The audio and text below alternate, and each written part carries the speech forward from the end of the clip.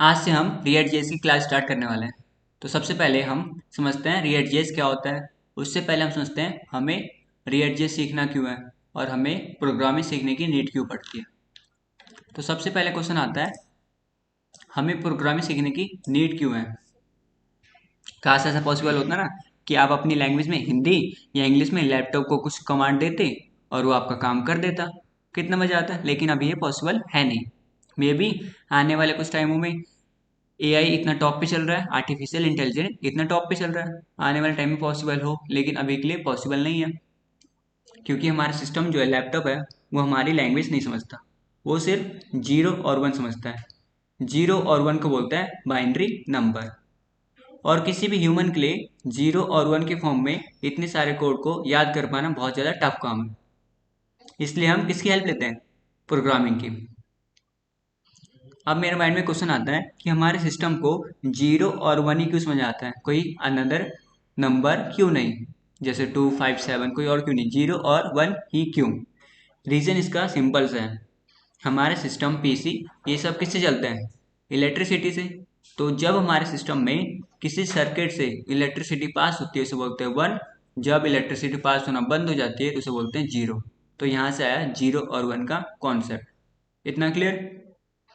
और अगर आपको सिस्टम से कुछ काम करवाना है तो हमें प्रोग्रामिंग सीखना चाहिए, प्रोग्रामिंग आनी चाहिए। तो इसलिए हम प्रोग्रामिंग की हेल्प लेते हैं। अगला पॉइंट बनता है रिएक्ट जेएस की हिस्ट्री क्या है, मतलब इसका अतीत। जैसे हमारा अतीत क्या है, हमारा जन्म कब हुआ था, हमारा नाम क्या है, हमारा नाम रिएक्ट जेएस क्यों पड़ा, तो इसी तरह रिएक्ट जेएस की भी हिस्ट्री है। इसे फेसबुक ने बनाया था 2011 में। Develop at Facebook eight 2011।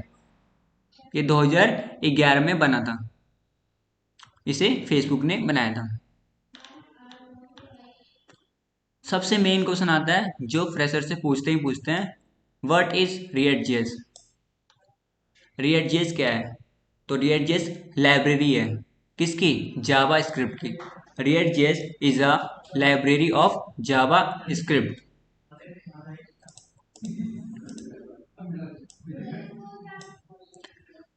Library मतलब क्या होता है? रियल लाइफ में क्या होता है लाइब्रेरी? लाइब्रेरी में बहुत सारी बुकें होती है, हमें जो काम की होती है उसे निकाल लेते हैं, अपना काम कर लेते हैं और हमारा काम हो जाता है। उसी तरह इस रिएक्ट में भी बहुत सारे पैकेज हैं। इसमें बहुत सारे पैकेज हैं। जिस पैकेज की हमें नीड होती है उसे हम डाउनलोड कर लेते हैं और अपना काम कर लेते हैं। इसमें पहले से ही बने बनाए पैकेज है, बस हमें डाउनलोड करने की नीड पड़ती है। जिस पैकेज को हमें डाउनलोड करना होता है उसे हम डाउनलोड कर लेते हैं और अपना काम कर लेते हैं। इसीलिए रिएक्ट जेएस क्या है? लाइब्रेरी है, क्योंकि इसमें बहुत सारे पैकेज है। पहला पॉइंट क्लियर? अगला पॉइंट आता है रिएक्ट जेएस को पढ़ना ही क्यों है भाई? एचटीएमएल सीएसएस से भी वेबसाइट बनते हैं ना, तो रिएक्ट जेएस से क्यों इतना डिमांड क्यों हो रहा है? अभी के टाइम में मार्केट में डिमांड है रिएक्ट जेएस की। रीजन क्या है? इससे बनता है single page application. Single page application, ये इसका यूनिक फीचर है जो इसे मार्केट में डिमांड में ला रहा है। वरना पहले एचटीएमएल सीएसएस से वेबसाइट बनते हैं और अभी भी बन रहे हैं, लेकिन डिमांड अब इसकी हो रही है रिएक्ट जेएस की। रीजन क्या है? Single page application. Single page application जैसे फेसबुक, ये सिंगल पेज एप्लीकेशन है। जीमेल, गूगल ड्राइव, ये सिंगल पेज एप्लीकेशन है। Google map single page application है। सिंगल पेज एप्लीकेशन क्या करते हैं?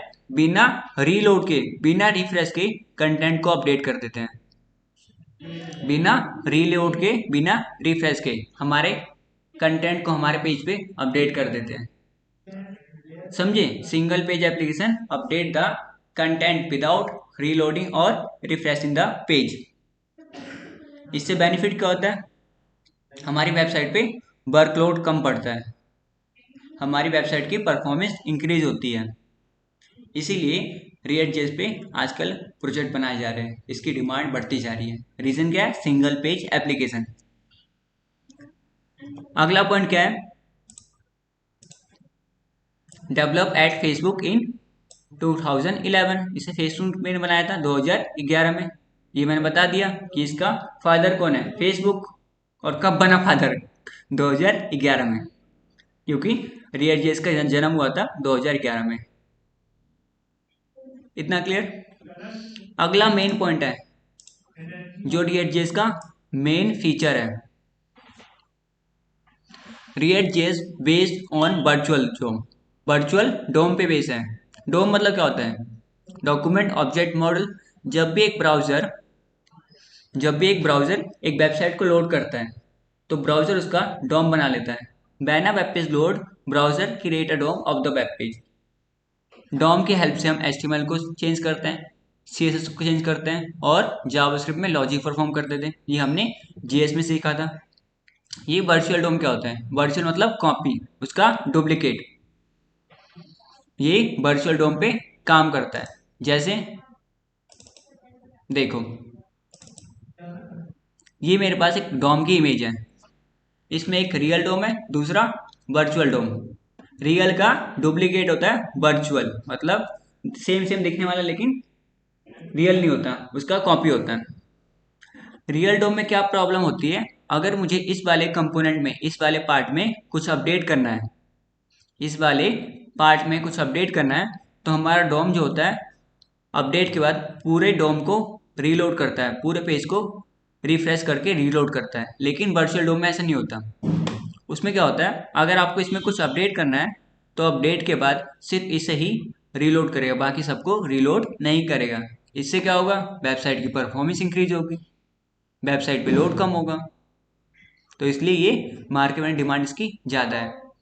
इसके यही फीचर है जो इसे सबसे यूनिक बनाते हैं। इतना क्लियर? ये इसके कुछ फीचर है।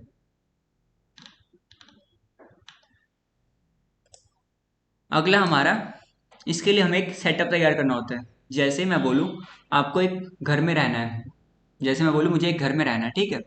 तो घर में रहने के लिए पहले मेरा घर होना चाहिए ना, तभी तो मैं रहूँगा। तो मैं बोलता हूँ मुझे रिएक्ट जे सीखना है, उसके लिए पहले एक सेटअप तैयार करना होता है, तभी तो मैं सीखूंगा। तो सेटअप के लिए पहला स्टेप होता है install node JS. Node JS install करना होता है। वो कैसे? यहाँ पे सर्च करो नोड जेएस इंस्टॉल और यहाँ पे क्लिक करो और मैक विंडो के हिसाब से अपना डाउनलोड कर लो। कौन सा करना है? LTS वाला। LTS पे क्लिक करना है और विंडो मैक के हिसाब से कोई भी डाउनलोड कर लो। मेरे पास विंडो है तो मैंने विंडो पे क्लिक करा और डाउनलोड होना स्टार्ट हो गया। देन मैंने ओपन करा। देन यहाँ पे नेक्स्ट पे क्लिक करा। ये बोल रहा है पहले से आप पे नोड जेस है, तो आप पे अगर ये ऑप्शन आया तो चेंज कर देना, ऐसे चेंज पे। वैसे आप पे ये ऑप्शन नहीं आएगा क्योंकि आप पहली बार इंस्टॉल कर रहे होगे। फिर मैंने नेक्स्ट पे क्लिक करा और इस पे टिक मत कर देना। अगर इस पे आपने कर दिया तो आप पे पाइथन, C++ और भी प्रोग्रामिंग लैंग्वेज इंस्टॉल हो जाएगी। हमें इसकी नीड नहीं है तो हम इस पे क्लिक नहीं करेंगे। ये हमारा Node.js इंस्टॉल हो गया, तो हमारा पहला स्टेप कंप्लीट हो गया। दूसरा स्टेप क्या है? ओपन CMD, मतलब ओपन करना में कमांड प्रॉम्प्ट। कैसे ओपन होगा? विंडो आर प्रेस करो, विंडो प्लस में आर, देन टाइप करो CMD। CMD से हमारा कमांड प्रॉम्प्ट ओपन होता है। देन एंटर मारो, ये ओपन हो गया हमारा कमांड प्रॉम्प्ट। इतना क्लियर? देन यहाँ पे टाइप करना है npx क्रिएट रिएक्ट ऐप, और ऐप का नाम दिया मैंने माई ऐप। ऐप का नाम आप कुछ भी दे सकते हो, लेकिन यहाँ से लेके यहाँ तक ये पूरा कोड सेम टू सेम लिखना है। ऐप का नाम आप कुछ भी दे सकते हो। जैसे देखो मैंने लिखा npx create hyphen react hyphen app, और ऐप का नाम दिया मैंने माई स्पेस। मैंने प्रोजेक्ट का नाम दिया माई स्पेस, आप कुछ भी दे सकते हो। देन एंटर मारा।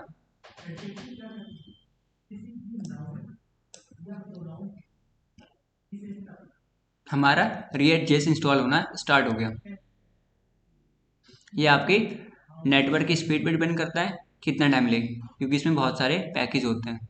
क्योंकि मैंने बताया रिएक्ट जेस क्या है? लाइब्रेरी है, इसमें बहुत सारे पैकेज होते हैं। उन सबको ये इंस्टॉल करता है तो टाइम तो लेता ही है, तो टाइम लेगा ही।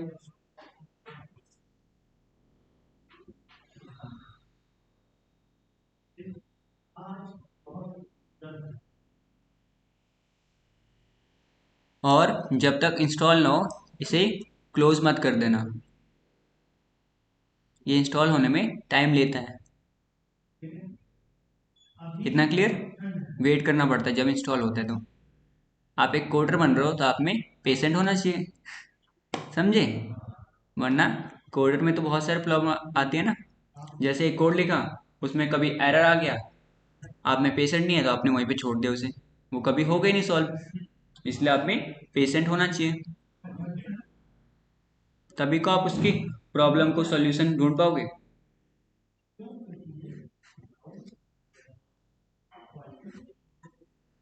ये इंस्टॉल हो रहा है।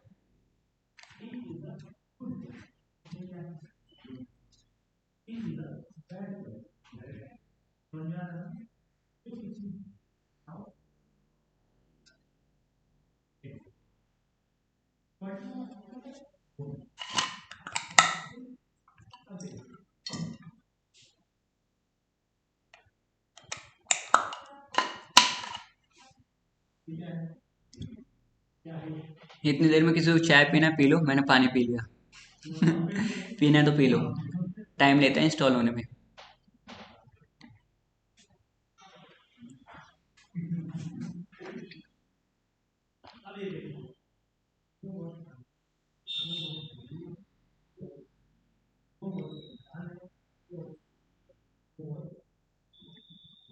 ये अब आया अपनी फॉर्म में, अब हो रहा है स्पीड में डाउनलोड।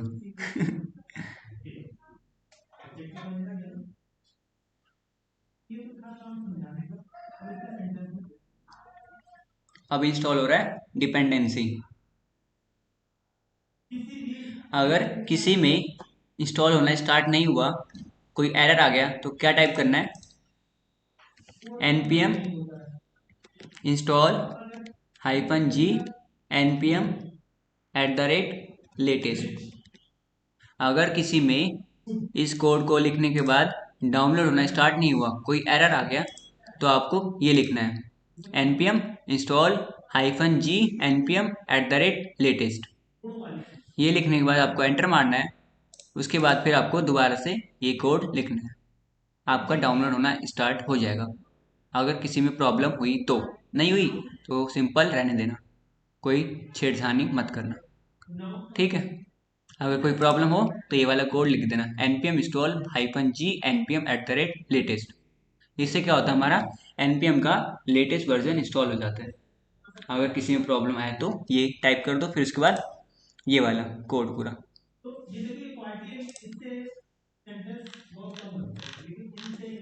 देखो आ गया, हैप्पी हैकिंग मतलब इंस्टॉल हो गया।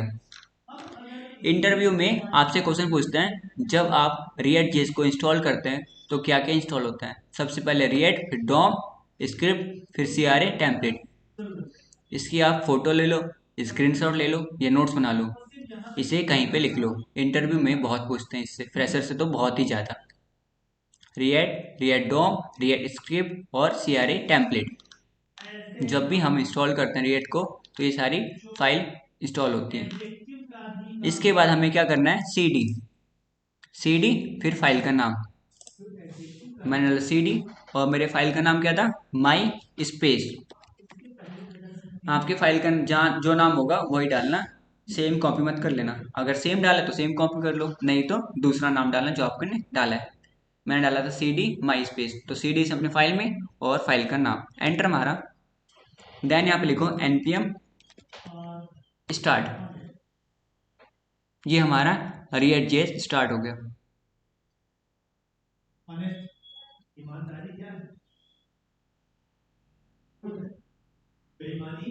अब ये लोड हो रहा है,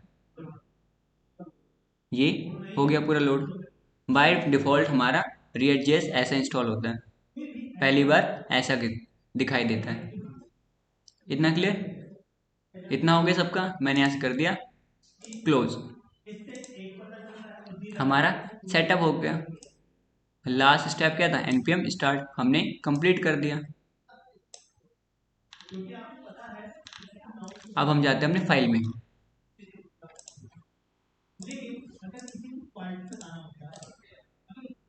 मेरी फाइल इंस्टॉल हुई है डिस पीसी में, लोकल डिस्क सी में और उसमें यूज़र में और यहाँ पे इंस्टॉल हुई है माई स्पेस, ये रहा मेरा मिल गया।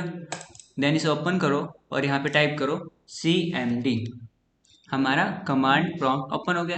देन टाइप करो code space dot, code space dot से क्या होगा, हमारा फोल्डर जो है VS कोड में ओपन हो जाएगा। इसमें जितनी भी फाइलें हैं वो सारा VS कोड मतलब विजुअल स्टूडियो कोड में ओपन हो जाएगा। अगर आप में VS कोड डाउनलोड नहीं करा, आपके पीसी में VS कोड डाउनलोड नहीं है, तो यहाँ पे सर्च मारो VS code download, then enter, और यहाँ से डाउनलोड पे क्लिक कर दो। मैंने क्लिक करा, ये डाउनलोड होना स्टार्ट हो गया।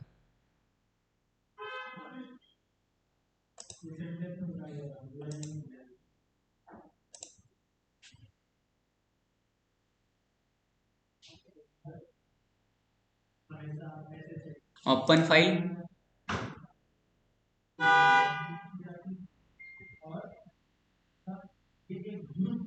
Then I accept the agreement, install पे क्लिक कर दो, इंस्टॉल होना स्टार्ट हो जाएगा। जब आपका VS कोड डाउनलोड हो जाए, फिर आपको टाइप करना है कोड स्पेस डॉट। उससे पहले कोड स्पेस डॉट काम नहीं करेगा।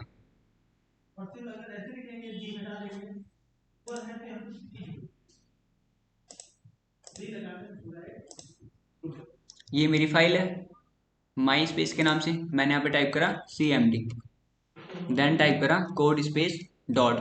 कोड स्पेस डॉट से क्या होगा, हमारी पूरी फाइल VS कोड में ओपन हो जाएगी। एंटर मारा, ये ओपन होगी पूरी फाइल।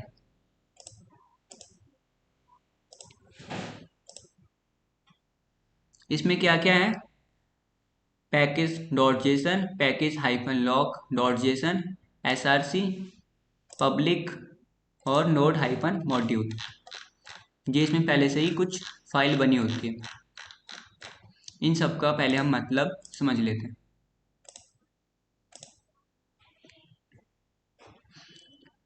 पैकेज डॉट जेसन ये हमारी मेन फाइल होती है। अगर ये आपने डिलीट कर दिया तो आपका प्रोजेक्ट डिलीट हो जाएगा, क्योंकि इसमें रिएक्ट डोम, रिएक्ट स्क्रिप्ट ये सब इंस्टॉल हुई है। Package dot JSON main file होती है, इसमें हमारी सारी डिपेंडेंसी होती है। अगर ये डिलीट हो गई तो आपका पूरा प्रोजेक्ट डिलीट हो जाएगा। तो यहाँ पे ये लिखा हुआ है package dot JSON is a main file that contain Meta data about Node.js project. अगर ये डिलीट हो गई तो आपका प्रोजेक्ट भी डिलीट हो जाएगा। कितना क्लियर, पैकेज डॉट जेसन। अगला है package hyphen lot dot JSON, ये रहा package hyphen lock dot JSON. ये भी हमारी मेन फाइल है, इसमें भी सारी इंफॉर्मेशन है जो हमने इंस्टॉल करी है, डिपेंडेंसी मतलब जो फाइलें हमने इंस्टॉल करी है। लेकिन इसमें एक और इंफॉर्मेशन होती है, वो है वर्जन। ये सारी फाइलों का वर्जन भी स्टोर करता है, किसका वर्जन कौन सा है। तो ये लिखा हुआ है यहाँ पे, ये कंटेन करता है फाइलों की information with their exact version, package hyphen lock dot JSON. ये भी मेन फाइल होती है, लेकिन इसमें फाइल के नेम के साथ वर्जन भी स्टोर होता है। इतना क्लियर। अगला हमारा SRC। SRC मतलब सोर्स कोड। इसी में हम सारा अपना कोड लिखेंगे, जितना भी हम VS कोड में मतलब React.js में जितना भी हम काम करेंगे, इसके अंदर ही हम फाइल बना के काम करेंगे। इसके बाहर हम कभी कोई फाइल नहीं बनाएंगे। सोर्स कोड में सारा सोर्स कोड होता है एप्लीकेशन का।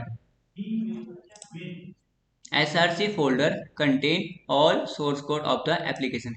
इसी में सारा कोड होता है किसी भी एप्लीकेशन का। किसमें, SRC फोल्डर में। इतना clear.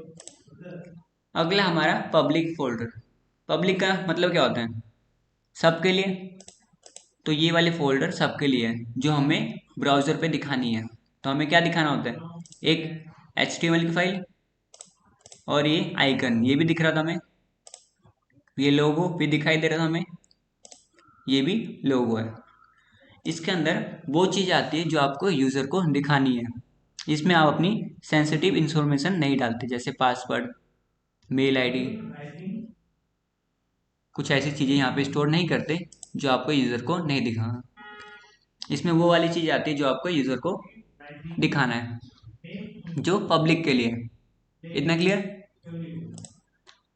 Public folder contain all static asset that can serve user, जिसे आपको यूज़र को सर्व करना है।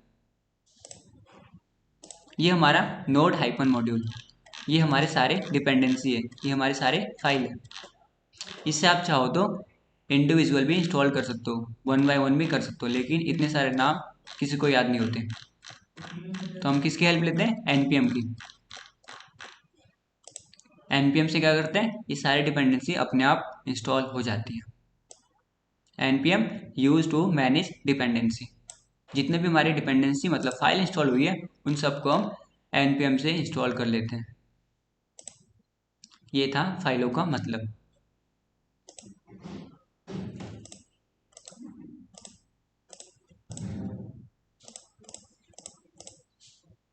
इतना क्लियर?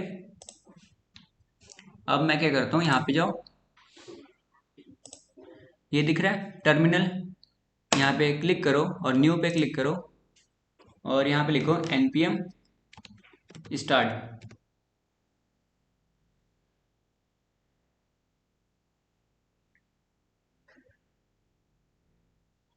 ये हमारा React.js स्टार्ट हो गया। ये सिंगल पेज एप्लीकेशन होता है, मतलब इसमें एक ही पेज होता है, यही पेज। अगर आपको इस पर कुछ और लिखना है तो पहले इसे हटाना होगा। तो कैसे हटाएंगे? यहाँ पे जाओ app.js में।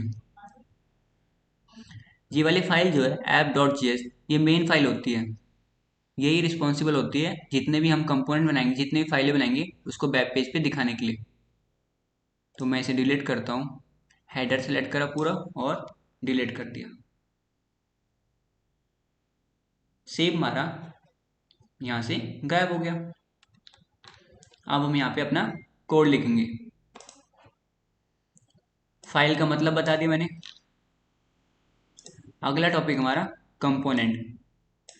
React.js में दो टाइप के कंपोनेंट होते हैं, पहला क्लास, दूसरा फंक्शन कंपोनेंट। पहला क्लास, दूसरा फंक्शन कंपोनेंट, और कोई कंपोनेंट नहीं होता। इसके सिंटैक्स को ध्यान से देखना। एसआरसी में गए, वहां पे क्लिक करो न्यू फाइल। मैंने यहाँ पे लिखा class first dot G S. File का नाम आप कुछ भी देख सकते हो, लेकिन डॉट जी एस लगाना कंपलसरी है। देन फाइल बन गई। अब मैं लिखता हूँ फंक्शन कंपोनेंट। पहले फंक्शन लिखो, फिर उसका नाम का पहला वर्ड कैपिटल होता है, नाम का पहला वर्ड कैपिटल। जैसे मैंने इसका नाम दिया ए बी, तो ए कैपिटल, बाकी सब स्मॉल।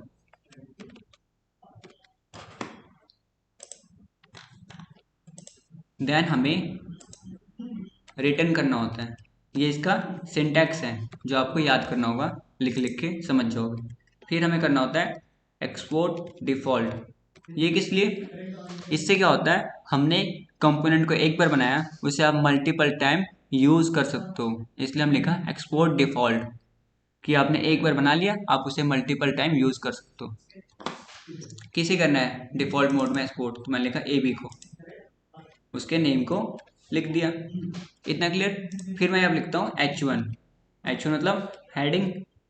मैं लिखा यहाँ पे फंक्शन कंपोनेंट टॉपिक।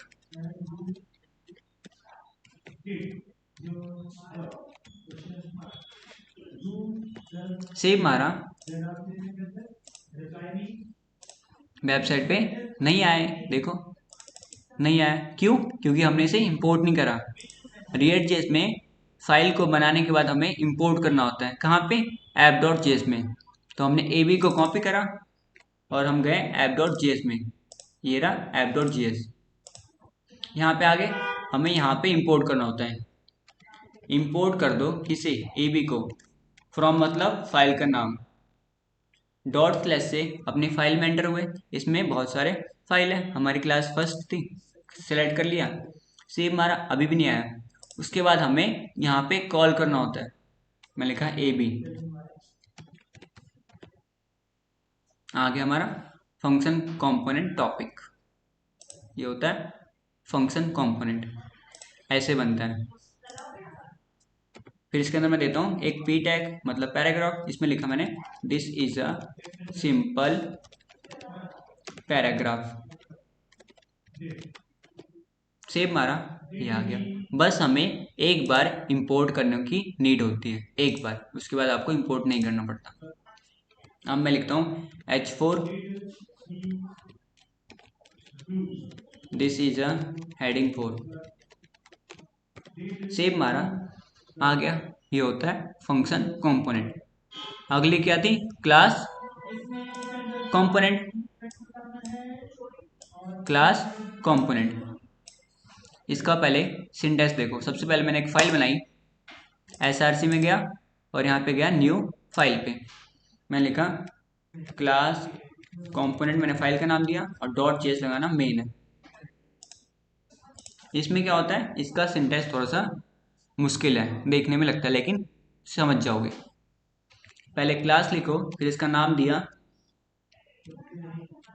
AZ। नाम का पहला वर्ड कैपिटल होता है, बाकी सब स्मॉल।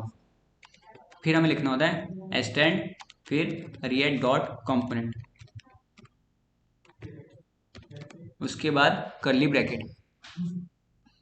और क्लास से पहले हमें इंपोर्ट करना होता है रिएक्ट को फ्रॉम रिएक्ट से। इस वाले रिएक्ट को हमने इंपोर्ट कर दिया। उसके बाद हमें लिखना होता है रेंडर। रेंडर क्या है? एक मेथड है। मेथड के अंदर हमें रिटर्न करना होता है बहुत सारी चीज़ें जो हमें वेब पेज पे दिखानी है। ये इसका सिंटैक्स है। देन यहाँ पे लिखो एक्सपोर्ट डिफ़ॉल्ट, और क्लास का नाम क्या है? A और Z। तो मैंने कॉपी करा और यहाँ पे लिख दिया एक्सपोर्ट डिफ़ॉल्ट।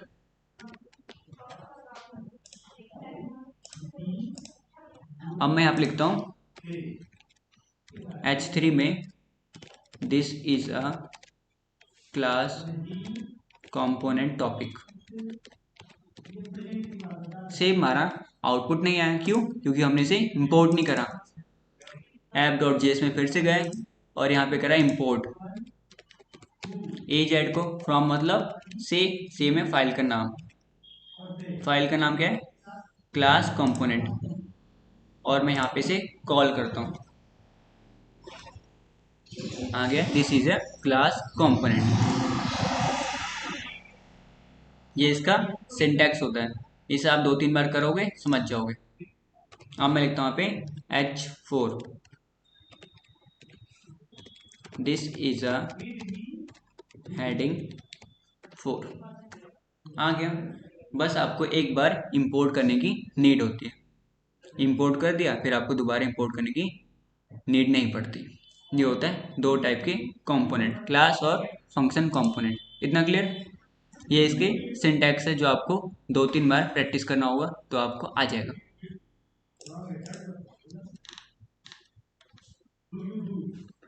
अगला टॉपिक है important of JSS in React JS. ये जो हम लिख रहे हैं यहाँ पे H3 H4, ये HTML नहीं है। ये HTML नहीं है, इसे बोलते हैं JXS। ये इसका मतलब क्या होता है? जावा स्क्रिप्ट XML। जावा स्क्रिप्ट XML।